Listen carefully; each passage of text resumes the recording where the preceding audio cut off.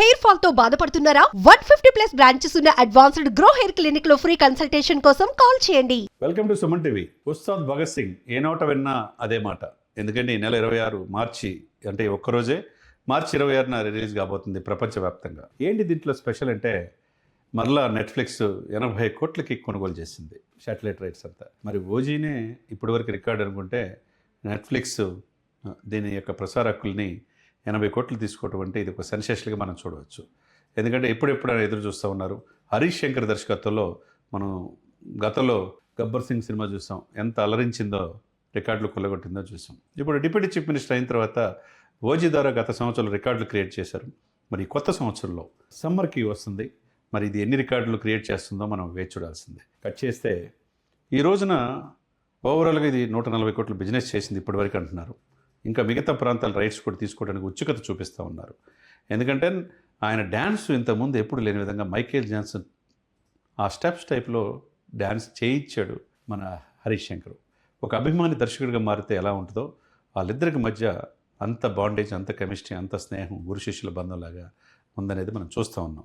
ఏదేమైనా ఖర్చుకి వెనకడకుండా మైత్రి movie makers వాళ్ళు ఈ సినిమా రిలీజ్ చేస్తూ ఉన్నారు. ఒకవైపు నవీన్ ఎద్దేది, రవిశంకర్ ఎలమంచిలి వీరిద్దరు కలిసి మైత్రి మూవీ మేకర్స్ పతాకంపై ఖర్చు కనకడకుండా ఈ సినిమా తీశారు. మరి ఎటువంటి రికార్డులు అంటే ఇప్పటికే 450 కోట్ల నుంచి 500 కోట్లు కలెక్షన్ చేసిన తన అన్నగారు మెగాస్టార్ చిరంజీవి గారి మనశంకర వరప్రసాద్ రికార్డులు నీ తమ్ముడు దాడతాడో లేదో చూడాలి. ఏదేమైనా కానీ డ్యాన్స్ అదిరింది, ఆహభావాలు అదిరినాయి, ఫైట్స్ అదిరినాయి. ఆయన ఫైట్స్ పెద్ద చెప్పాల్సిన పనేం లేదు. పోలీస్ ఆఫీసర్గా నెక్స్ట్ లెవెల్ అలరిస్తారంటానికి గతంలో మనం చూసిన సినిమాలే ఉదాహరణగా మనం చెప్పుకోవచ్చు. బట్ ఏదైనా కానీ ప్రపంచవ్యాప్తంగా మార్చి 26న రిలీజ్ అవుతున్న ఈ సినిమా కొత్త పోస్టర్ ఆయన కౌబాయ్ డ్రెస్లో ఉండి చేతిలో కర్ర పట్టుకొని ఆ స్టిల్ చూస్తూ ఉంటే ఇదే ఈ నిన్నటి నుంచి నెట్టింట వైరల్ అయింది. కోట్లాది మంది చూస్తూ ఉన్నారు. మరి ఇప్పుడే ఇట్లా ఉంటే త్వరలో ఒక 40 సెకండ్స్లో ఒక పవన్ గారి ఈ గ్లింప్స్ అనేది రిలీజ్ చేస్తామని చెప్పి హరీష్ శంకర్ గారు చెప్పారు.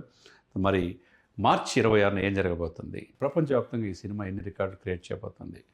గత సంవత్సరం చూస్తే రికార్డులు సెన్సేషన్ క్రియేట్ చేసి ఓజీ ద్వారా చూపించాడు. కట్ చేస్తే తన అన్న మెగాస్టార్ చిరంజీవి గారు సంక్రాంతి నాదే అని చెప్పేసి 500 కోట్ల క్లబ్లోకి వెళ్ళిపోయాడు.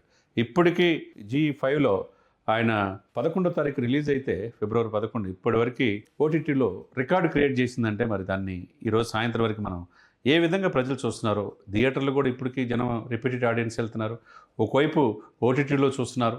ఇవన్నీ ఒకటి అయితే రేపు సమ్మర్లో ఈ సినిమాకి తిరిగే లేదనేది. ఎందుకంటే ఎటువంటి సినిమాలు లేవు, థియేటర్లన్నీ కూడా ఉస్తాద్ భగత్ సింగ్తో నిండిపోతాయి.